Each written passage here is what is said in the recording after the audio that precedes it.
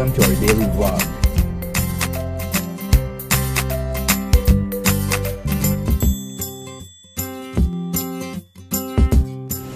So guys, enjoy watching. Good morning! Ginising na ako ni Heinz. 7:45 na and meron daw siyang dalang pandesal and gagawa daw siya ng coffee namin. Guys, ayan. Nakaupo lang ako dito. And tinatawagan ko yung lolo't lola ko kasi susunduin ni Heinz ng 9:30 siguro, no? Dito na siya. Ciao! Hey guys! Morning! Back from work! Nakakatuwa. Meron siyang pandesal na dala. And nag-prepare na siya ng hot water. Ako na magtitimpla. Wait lang. Grabe, natutuwa ako. May nag-comment sa amin. May nag-leave ng comment dun sa comment box na yung anak daw niya super lagi nanonood and excited daw. Mas excited pa sa nanay niya manood ng vlog namin. Anyway, hi kay Zian Chanel Velasco. Hello! Siya ng pangalan, Chanel. Yes, ang ganda ng name. Zian. And Zian. Oh, baby Z. Parang Zago lang Hi Zian. Hi Zian, baby! Hope you're having a great day always and just enjoy your life, you know, and God loves you so much. Yes. And study hard. And thank you kay Ma'am Grace Tenko. I was able to assist her kanina sa calls and thank you ma'am for the effort of, you know, commenting sa vlog namin and we'll go ahead and check out your Villa collection. I hope I pronounced that right. Yeah. And again, if you need advices when your daughters are here, just feel free to, you know, give us a message and we'll be more than happy to assist. Kung gusto niyo ma'am, kung gusto mo sa airport. Hello po. Kakatuwa naman. Nagulat ako nung nag-leave kayo rin ng comment about nga nakausap niyo si Heinz. Nakakatuwa lang. Nagulat talaga ako. Anyway, thank you so much ulit sa mga bago nag-subscribe sa amin. Sana mag-enjoy kayo. And Zian, hello! Thank you ulit. Thank you. Kakatuwa. And, ayan. Nakalimutan ko yung name ng mami niya. Ano ba yan?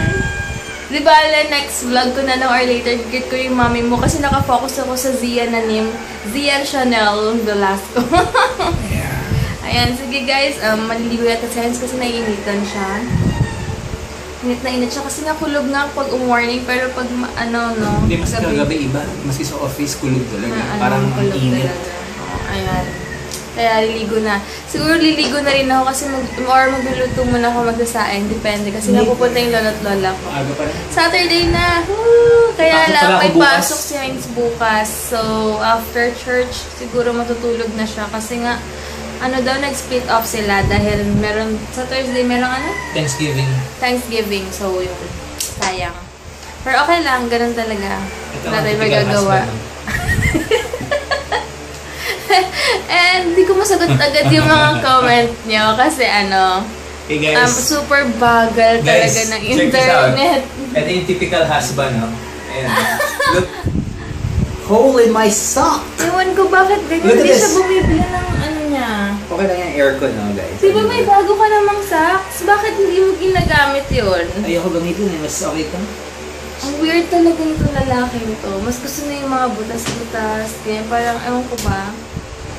Ewan ka rin mo.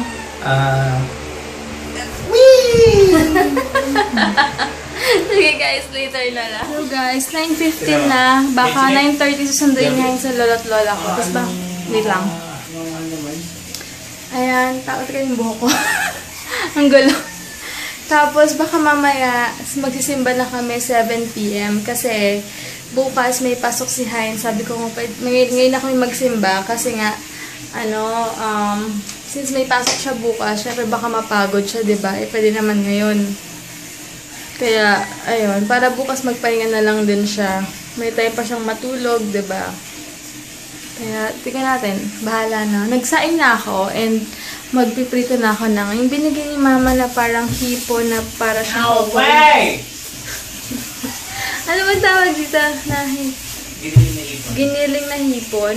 Ha? Tama ba? Tortang hipon. Yung to kang tortang hipon. Yung maliliit to eh. Tapos may longganisa pa and basta may sisig pa pala. Papatikin basta lola't lola ko yun. So, sige, later na lang. Yan na, piniprito ko na to.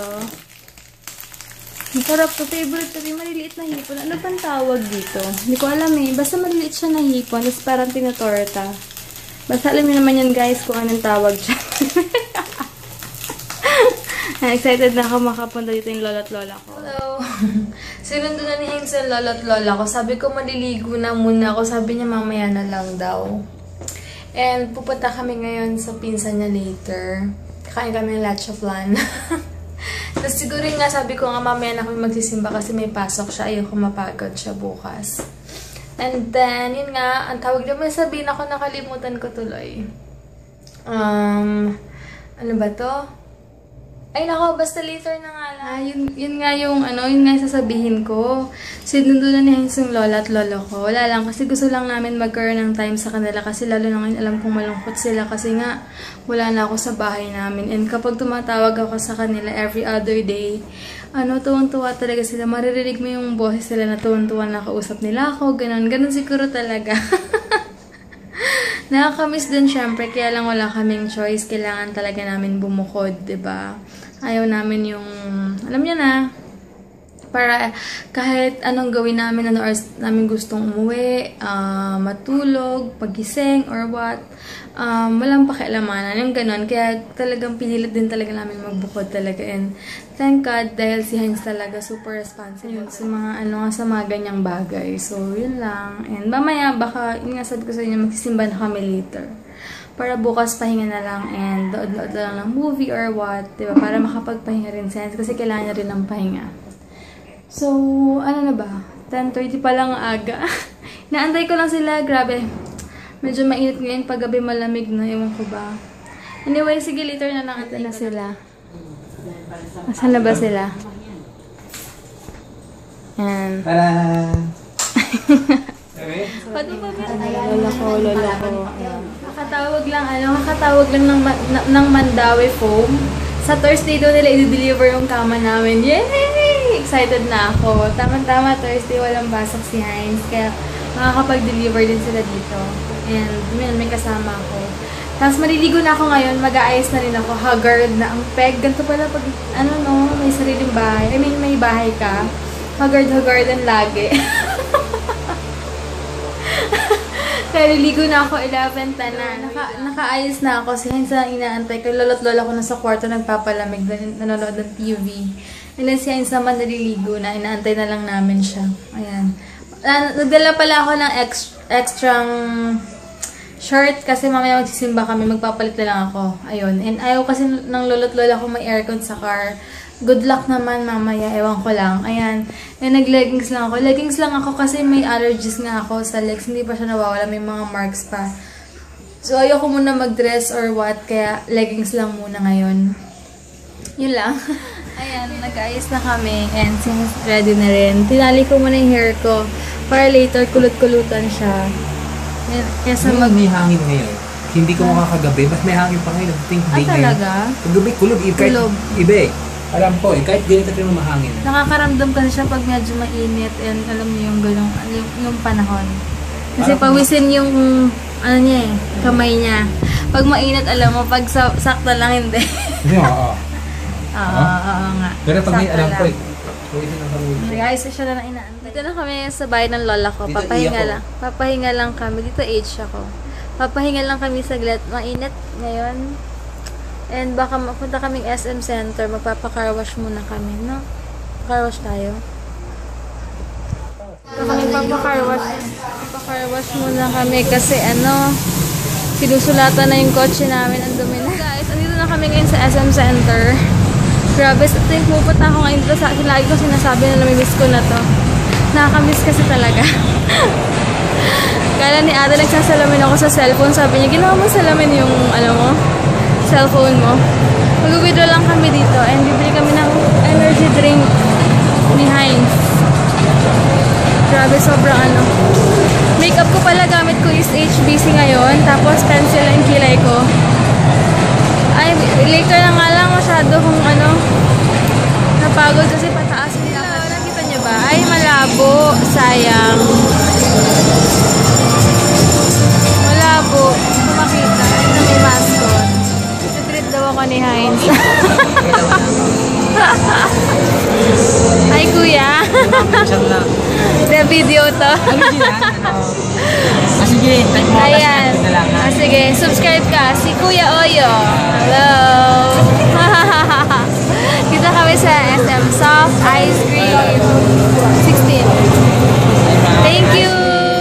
Tuwang-tuwa naman si Kuya doon kasi makikita daw siya bukas sa YouTube. Sabi niya kasi, ano ginagawa mo, ma'am? Sabi ko, nagbablog ako, meron ako account sa YouTube. Bukas makikita mo yung sarili mo. Kaya muna kami ngayon sa tita ni Heinz. Nagpalaki sa kanya habang yung mami niya nasa Kuwait. Si kila Mama Dali. Wait lang. Tawagin lang namin. Ito na kami yung aso. Nagtago. Tara, yung chow-chow nila. Ay, may lovebirds pala sila. Pala. Papakita ko pala yung yung picture nila ni Heinz. Asan? Ito. Classic. Ayan. Ito, dalawang anak lang talaga ni, dalawang anak ni Mama Dali. Nagbo-blurred eh. Ayan. Ate Aiza, si Dana, tsaka si Heinz. Cute niya, oh. Super cute. Kaya ba mukha ko ngayon? Ito para ay magpa-picture dyan. Kaya ba mukha ko? Hey! Look at this cat, Persian cat, oh. Cute, Cute niyo. Look, hey, there you go. Nice Persian cat, oh. Wow. Yellow eyes. First time ko nakita ng ganitong klaseng pusa. Gusto ko lang ganito. Usually, ibang pusa, Yung magiging anak niya, may girlfriend na siya. Wow. Buntis na po ba? Pwede ba lalaki pala to? Lalaki yan. Cute kayo. May mga tignan mo ang Ayo, ganda. wow. Siya nabing niya, ganyan mo lang sa ulo. Nice cat. Yan, ganyan yan. Saan ka makakita ng ganyang pusa? Oo. Di ba? Hey. Siguro takot yan eh. Hindi pala, mas okay pala yung mga ganitong pusa talaga ng Siya branded nabing, na. alam mo katabi ka natutulog, tapos hindi Sagot si na. Heinz. Ang cute. Yan, dali. Ito. Lamborghini tsaka Jazz. Ang ganda. Ito na kami kila Ate Aiza. Hello. Si ate nandyan? Saan sila? Hello.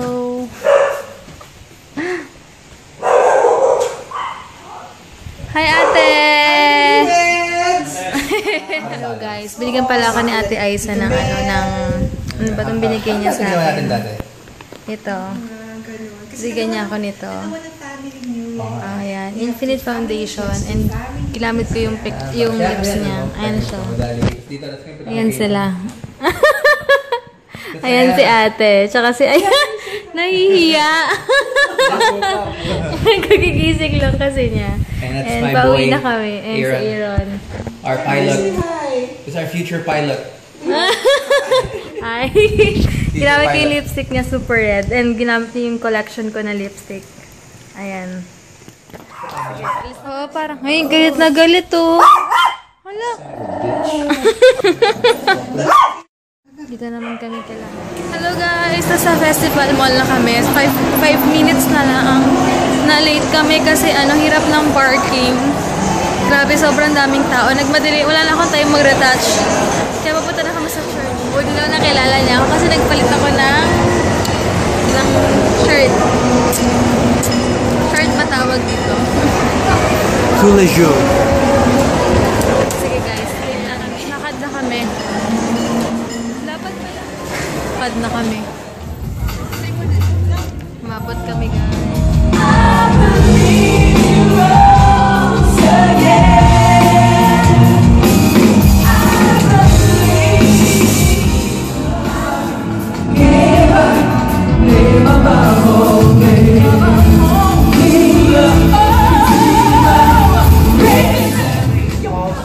God's favor, or place of favor. Now, unang-pisan po natin from Egypt, they were to journey going to the promised land. 40 years sila naglakbay, doon lumalabas yung tunay na laman ng kanilang puso. Bagamat sila is going to a place of freedom, but their mind is still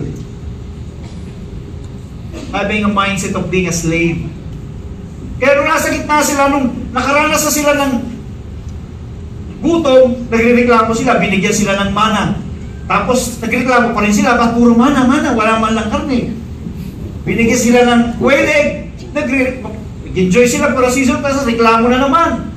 Tapos lagi nila sasabihin kay Moses, mabuti pa doon sa Egypt, may masasarap kaming kinakain doon. Merong Kenny Rogers doon. lalabas sa bibig niya yun. Okay? So sila laging, kapag nagkaroon ng pressure, lumalabas talaga yung kanilang nasa puso. Ganun mo ang tao, pag nasa pressure, lumalabas yung tunay na nasa puso. Okay? Kaya yung iba na pupunta sa church na hindi tunay, kapag ka nakaranas ng problema, kailan pa ako na-born again, nagkaroon pa ako ng problema. Lumalabas kung ano yung nasa puso. Kaya sabi na, doon na lang, balik na lang kahirapan, maging slave tayo ng sakit at karamdaman. God would like to set us free. Naiintindihan pa natin yung church. And the only way for us to be set free by Jesus is for us to be willing to receive what God has already prepared for us. Yung promise lang tayo, matagal lang inihanda ng Diyos yun at gusto lang niya, ang mga tao willing silang maglakbay patungo doon. Kaya pinadaan sila ng 40 years, doon sa 40 years na yun, babakbakin ng Panginoon yung slave mentality. At sa buhay natin, yun ang ginagawa minsan ng Panginoon. Gusto niyang bakbakin yung slave mentality. Ilan na nakaring ka? Sa inaabangan mo yung pinasampalataya. Pag nakamit mo, tuwan-tuwa ka, hallelujah, praise the Lord. Kasi, tagal mong nag-pray, and when finally, when the answer came, iba yung satisfaction, yung joy na nararamdaman mo. Amen? When you work, the question is, do you feel fulfilled in your work? Some of you, yes. Some of you, no? Ewan ko po sa inyo, naranasan nyo na ba na magkaroon kayo ng trabaho na ang dami nyo nang ginawa, binuhos nyo na lahat, but at the end of it, hindi kayo fulfilled. Hindi kayo satisfied. You don't feel accomplished. Iba kasi once na nagtatrabaho ka, for example, or doing your business, or whatever endeavor that is, yung bang patapos mong magtrabaho, feel mo satisfied ka, fulfilled ka. Not necessarily because of compensation, but because that's the kind of job that you are really passionate about. Andiyan po kayo? Yung talagang alam mo na yun, yung talagang gustong-gusto mong gawin.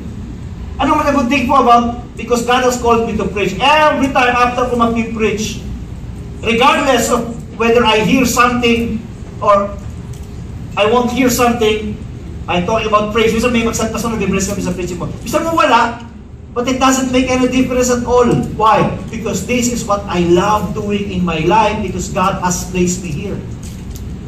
That you can experience is not when you are in a particular place. The greatest joy that you can experience is when you know that God has placed you there to do that practice. Na dinala ka ng Panginoon doon dahil yun ang gusto niyang gawin mo. At pupuruin ka ni Lord ng kagalakan sa puso mo pag ginagawa mo yung bagay niyo. Doon mo mararamdaman, God has really called me to do this kind of job. O God has called me into this ministry. O God has called me to do this. Because you will feel the joy that comes from God. Where God has placed you, there is sense of fulfillment ang dalahan sa iyo ng Panginoon. Apakasarap yung ikaw ay feeling mo fulfilled ka doon sa business na ginagawa mo ngayon.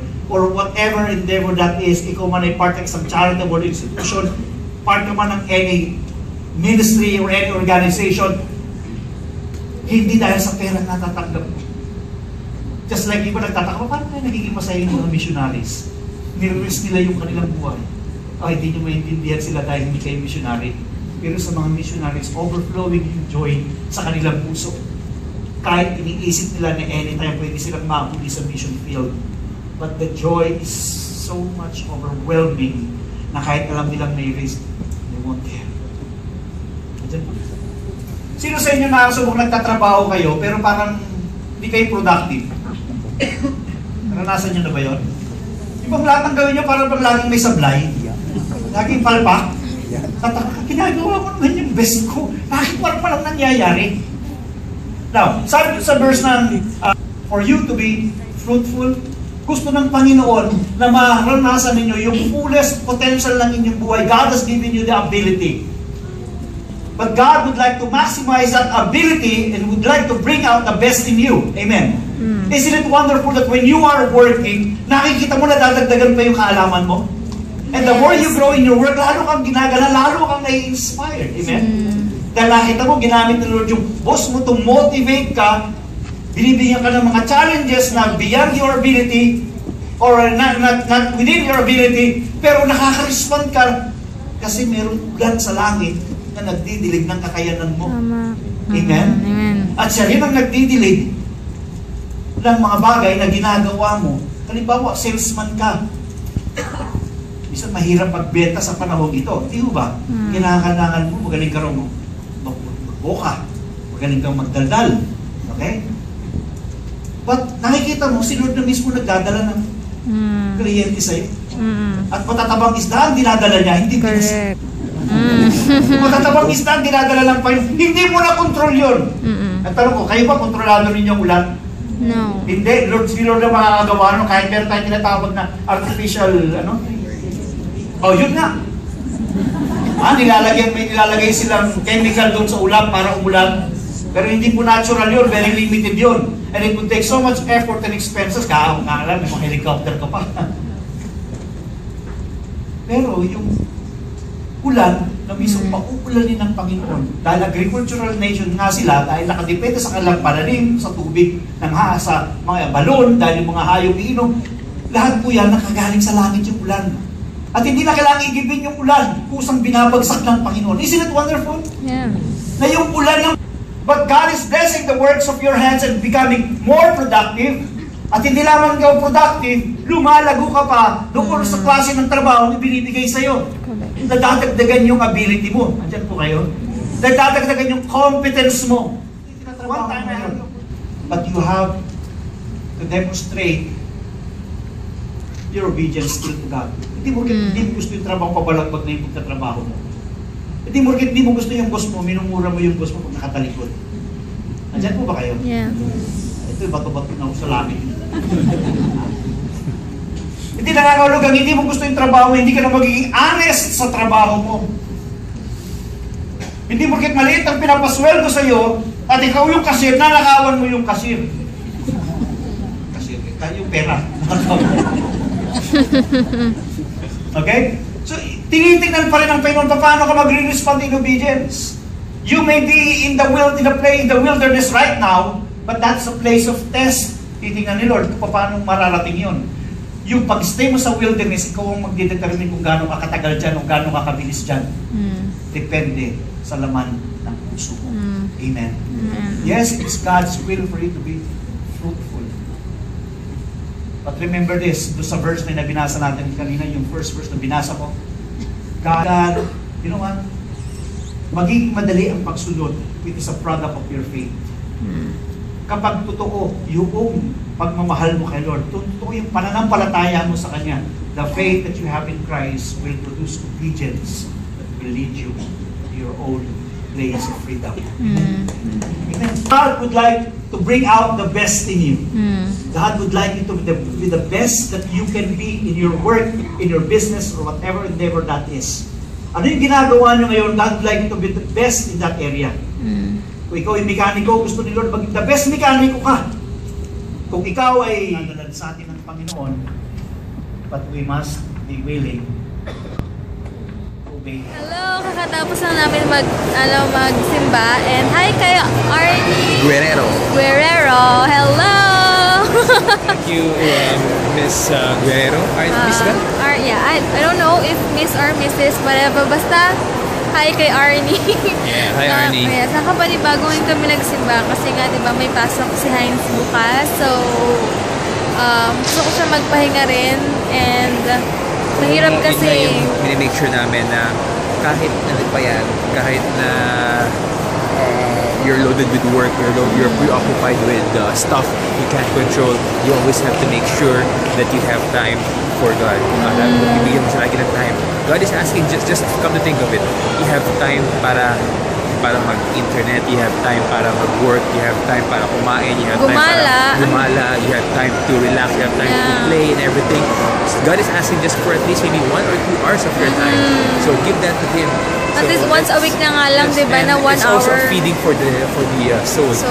Di ba? So, you need that. Di ba?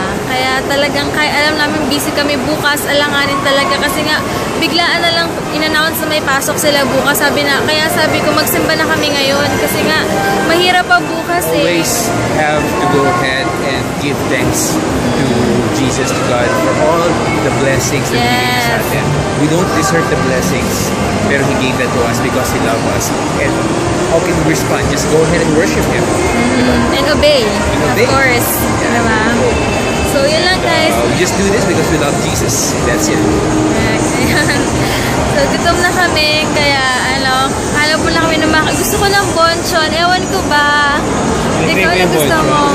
Chicken na lang. Okay guys, balik na kayo. Pasko na. Parang kailan lang haggard kami maghanap ng mga gamit sa bahay. Mga gano'n nakatawa. Kaso, hindi applicable sa atin kasi Kain kami sa bonchon kasi nag-crave nga ako ng chicken. 420 Butterfinger. Ayaw ni Heinz na mahalan siya sa 420. Wala na kasi ditong Butterfinger pero super gusto daw siya ng pang-fight bukas habang nanonood ng laban ni Pacquiao. So, bahay na kami. Thank God at safe kaming nakauwi. And walang traffic masyado. Kaya mabilis lang. And dumaan ako sa sa Mercury kasi meron akong allergies. Ayan kita niyo ba yung leg ko? Di ko alam saan ako, di ko alam bakit ganito super red talaga lahat ng legs, baka sa chicken. Ewan ko nga, baka allergy na ako sa chicken, yung malalansa. Iba yung ko, uminom na akong Claritin, kaya napadaan kami ng Mercury kanina. Sige guys, wait lang para kasi namamaga yung leeg ko sa kate. Wait lang. Hello guys, na ako, nilamas ang shower na ako, si Heinz tulog na. Wala pa kasi tulog, diba, galing pang work. And nanonood ako ng Banana Night, Banana Split, yan, something like that. Basta, and bukas na lang. Thank you for watching, guys. Good night! Yung mga hindi ko pa nag-read, PM nyo lang ako or comment lang kayo. I-greet ko kayo.